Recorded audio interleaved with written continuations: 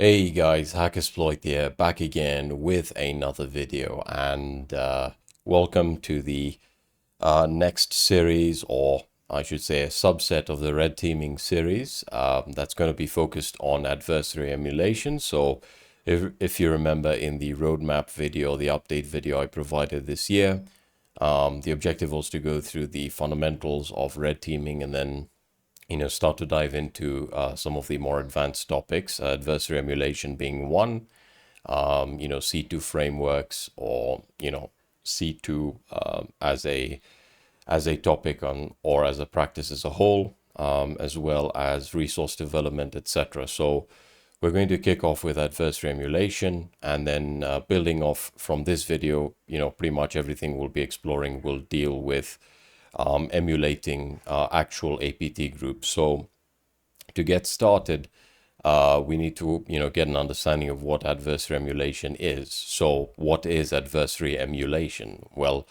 adversary emulation in the context of red teaming is the process of mimicking or emulating the TTPs, tactics, techniques, and procedures of a threat actor or adversary in order to test the effectiveness and efficacy of an organization's defenses. So as I pointed out in the red teaming fundamentals videos, when I was sort of breaking down the various types of red teaming or red team campaigns or assessments one can perform, adversary emulation and or simulation is one of them, and so that's why we're exploring this right now. The key thing to take note of is when we're talking about adversary emulation, specifically, and we'll talk about simulation shortly, but what we're trying to do is we're just trying to emulate as accurately as possible the observed TTPs of a real-world adversary, right? And we're trying to essentially emulate what that would look like, were the target organization, to be attacked by said adversary. So the objective of adversary emulation is to assess and improve the readiness and resilience of an organization's defenders or defenses against a specific real-world adversary. And as you probably already know by this point, adversarial behavior is typically classified using tactics, techniques, and procedures. And TTPs are used to outline how a specific adversary operates and what software or tools and tradecraft they utilize. One thing I would like to point out, which is actually quite important, is that, mimicking or emulating an adversary, depending on, the type of adversary, let's say an APT group like APT28 can be quite complex, and I'll sort of leave the example of APT28 for this, for this specific point, because there may be instances where you are, let's say, tasked with emulating an APT group that is relatively new on the scene, and as a result, there isn't much known about the actual TTPs that have been attributed to that particular group. So, you can take some of the new APT groups, APT 40, 41, 42, etc. I'm not saying that it's not possible. I'm saying that, everything that is known with regards to the TTPs, especially if you explore the attack TTP or the attack layer for a specific TTP group, which we also explored in the red teaming fundamentals series of videos.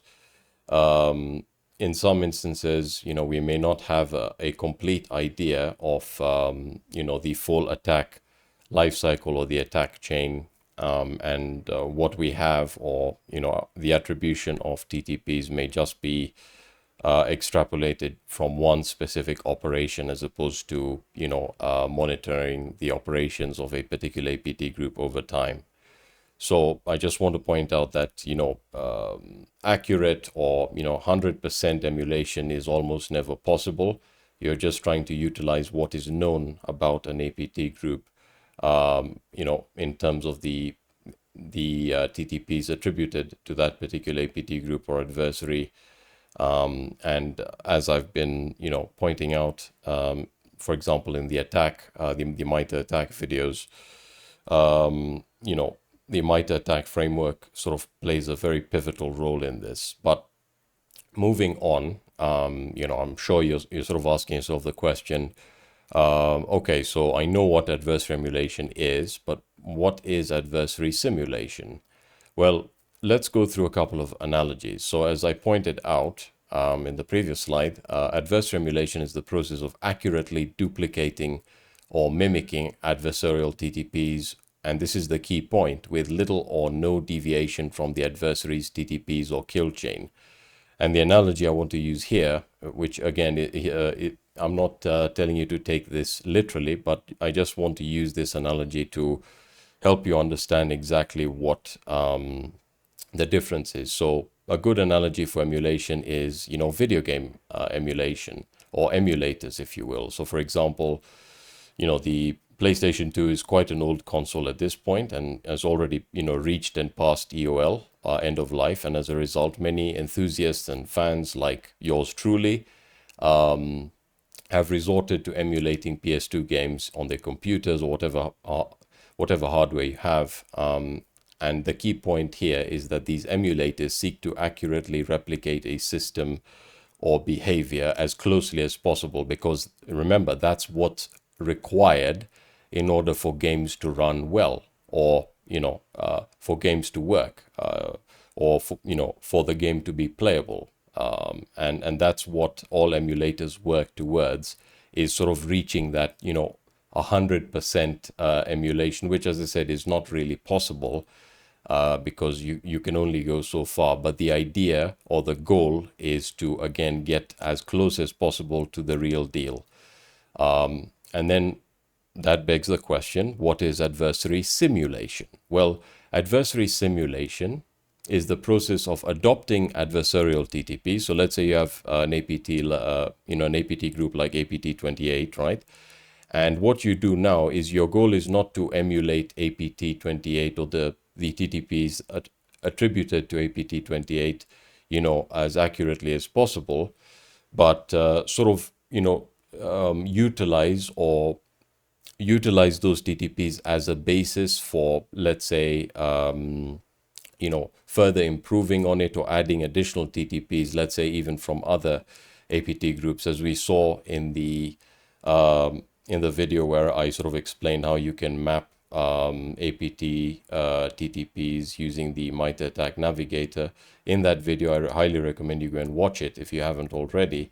I actually showed you how you can create a heat map to actually see, for example, what TTPs are shared across or amongst more than one APT group. So you can say, well, as an example, if the organization you're performing adversary emulation for is, let's say, in the financial sector, you can search for APT groups that target or financial organizations within the geographic location of the organization you're performing the adversary emulation campaign for, and then utilize the attack navigator to do quite a few things, but one of which would be to essentially see what APTs are what TTPs are shared amongst all APT groups that again target financial organizations within a specific geographic location, and then you use this combined TTP set.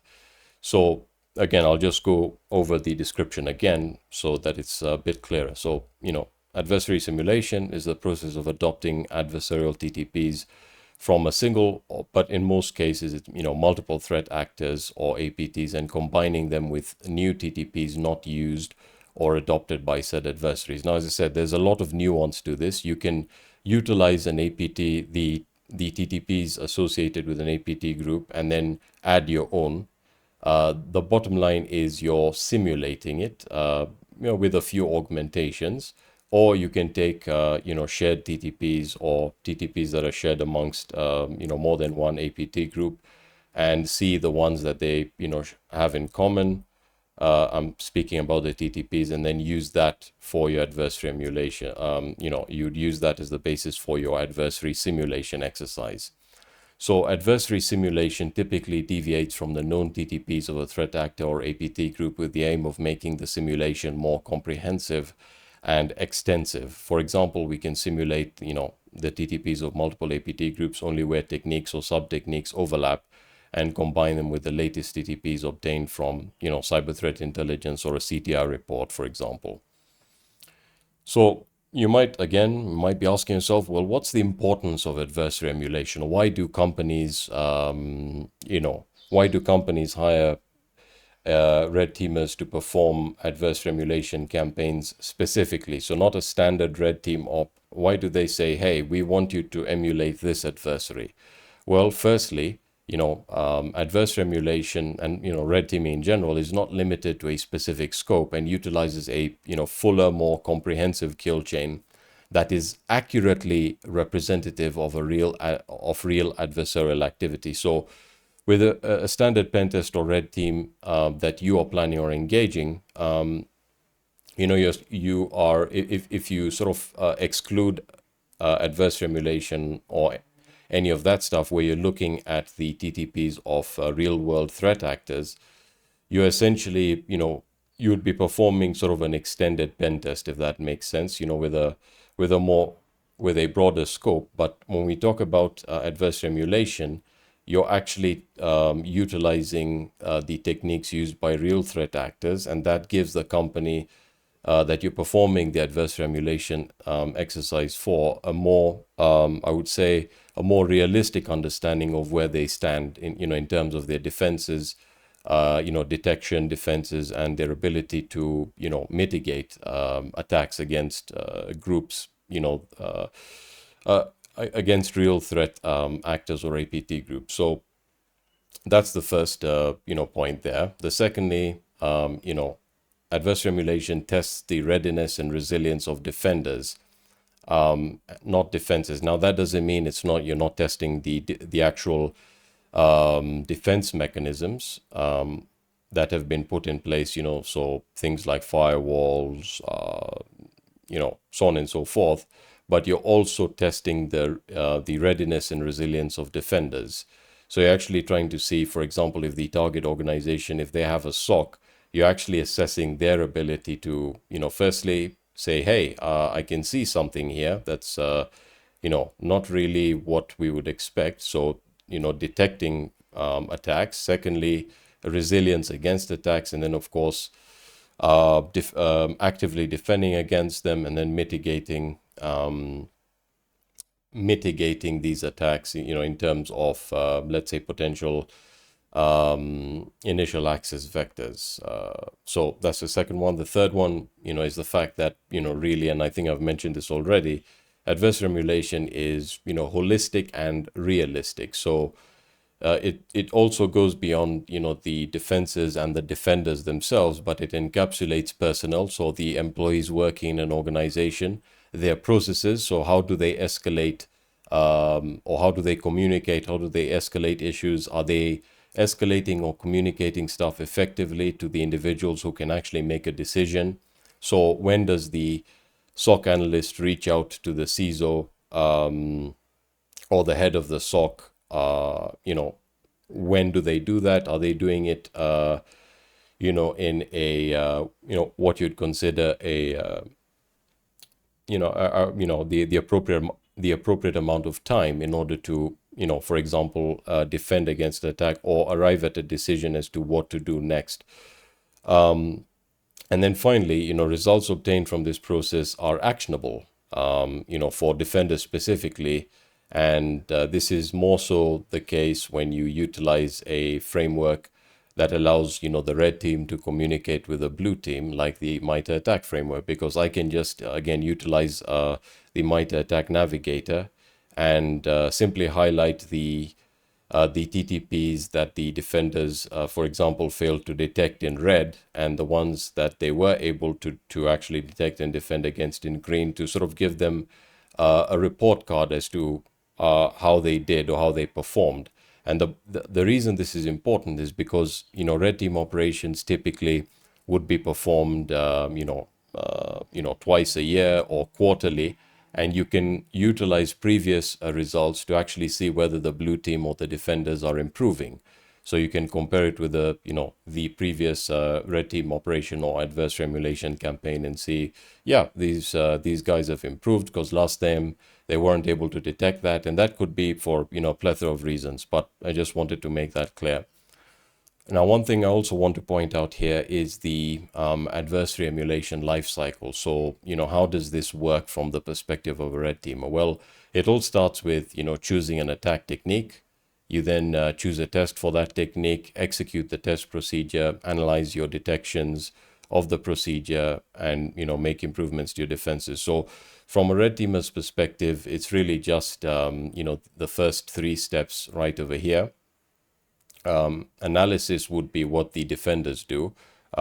Likewise, making improvements for defenses. And you can see that this is a cycle, or is cyclic, which means that once the defenders, or at the end of the operation, once the defenders have made the necessary improvements in changes to the defenses, will then perform this again. So the red team will be called in again, and again they can utilize or emulate a different APT group or adversary, but the bottom line is that this continuous process ensures that, you know, the defenders or the organization's, you know, defenses are always being tested, and, you know, the actual defenders or the SOC is actually on their toes and are not, you know, getting complacent. So very, very important there. There's a couple of considerations that I just want to state that are quite important. So, you know, adversary emulation can be very difficult to perform accurately for the following reasons. I mentioned this earlier, but I sort of want to, you know, get into a little bit of the details. So firstly, not all threat groups or APTs, APT group, TTPs and activity are publicly available. What that means is, in certain cases, for especially for newer threat groups that are just coming onto the scene, we may not have, you know, the full spectrum or a full spectrum understanding of their tradecraft. So we may have a basic idea. So we may know that, okay, they use this for initial access, but we don't know what they do for persistence or privilege escalation. But we may know that they what they use for C2. The bottom line is that that's not good enough to say that, you know, you've successfully. It's not good enough to use for adversary emulation, because what you're doing is you're just using a segment of what is known at that point in time. The other point, which will be you'll actually be seeing in the next set of videos, is that specific adversarial activity may be difficult or illegal to emulate. So what does this mean? It means that, you know, for example, if you see that an APT group has quite a complex C2 infrastructure that leverages domains and Cloudflare and stuff like that, that can be difficult to emulate in terms of the accuracy or replicating it, you know, one-to-one. So you need to make some concessions there. Thirdly, publicly available adversarial intelligence and TTPs are collected over a long period of time from a series of disclosed breaches, and then, you know, they're attributed accordingly, which sort of ties into the first point. Moving on, APT groups are known to be fluid or dynamic in terms of what techniques they use, the tools they use, their tradecraft in general, which, you know, pretty much results in a frequent change or evolution of utilized TTPs based on their target. So generally speaking, you want to ensure that, you know, when you're planning your adversary emulation campaign, and we'll also be exploring how that can be done, to sort of include a lot of threat intelligence into that process, so that you sort of have the latest, or you are up to date in terms of what the APT group that you're trying to emulate utilizes, whether it be TTPs, but, you know, mostly it's going to be the change of tools. And then finally, you know, the final two considerations essentially deal with, you know, the what is known about the APT group or the adversary you're trying to emulate. So, you know, TTPs utilized by an adversary are difficult to link with respect to the actual manner and order they were executed. What am I referring to here? Well, if you take a look at, you know, the attack layer for whatever APT group, you'll see that, you know, because it's based on the enterprise matrix, it actually doesn't tell you what is executed when or in what order. And that's where threat intelligence comes into play, where you'd essentially read write-ups or analysis of, let's say, a specific operation that the APT group you're trying to emulate was involved in. So, a hack, data breach, etc. And, that threat intelligence sort of breaks down the life cycle, or, the attack flow for that specific operation. And if if the APT group has been active for a while, and they've been involved in various or more than, let's say, 2 or 3 operations, you can sort of get a general idea as to what they do to gain access, and then what they do immediately after they've gained access. Do they, what type of interpreter do they use, what type of shell, what type of C2 framework, what type of local enumeration do they perform, for situational awareness, etc. And the final point here that I want to make is sort of a note, as it were, and that is that, as a direct result of the aforementioned considerations, the line between emulation and simulation can be blurred, which is perfectly fine as long as you understand the key distinguishing factor, and that is that when you're talking about adversary emulation, you're trying to, emulate the TTPs or the tradecraft of a particular APT group or a threat actor as accurately as possible based on everything that you have available at your disposal. Whereas simulation, you may choose to use, 3 TTPs from one APT group, 2 from another, and then add in your own based on the testing objectives. So that's really where the line is drawn, is, emulation is more focused on accuracy or one-to-one mapping. Simulation can also be, very close to emulation in the sense that you just need to be emulating one APT. The only difference is you sort of have the freedom, or it would be called simulation if you're adding your own TTPs that you wanted to emulate, but you're now combining them with the known TTPs of an APT group that, again, there's many reasons why you may choose to use one. I already explained that, but hopefully that makes sense. I just wanted to give you an intro to adversary emulation. Now that we have that intro, we're going to be exploring pretty much the process of developing an adversary emulation plan practically, and that's going to be done using the MITRE ATT&ck Defender Adversary Emulation Fundamentals Labs on the CyberRanges platform, which will essentially allow us to explore how to develop an adversary emulation plan for different APT groups. So, Fin6 will be doing APT 29. And then we're going to take a look at actually executing, or I think execute is the correct word, planning and executing your adversary emulation campaign both manually and automatically. So in the manual case, we'll be exploring how to develop, the payloads, the documents, malicious documents, pretty much prepare everything you need from a toolkit perspective, and then the entire exploitation process that is going to be based on the types of environments that specific APT group targets. But with that being said, that's going to be it for this video. If you like this video or found value in it, please leave a like down below. If you have any questions, recommendations, suggestions, pretty much anything you think would be useful to share to everyone else, or if you have a question for me, please post it in the comments section. And with that being said, that's going to be it for this video, and I'll see you guys in the next video. Peace.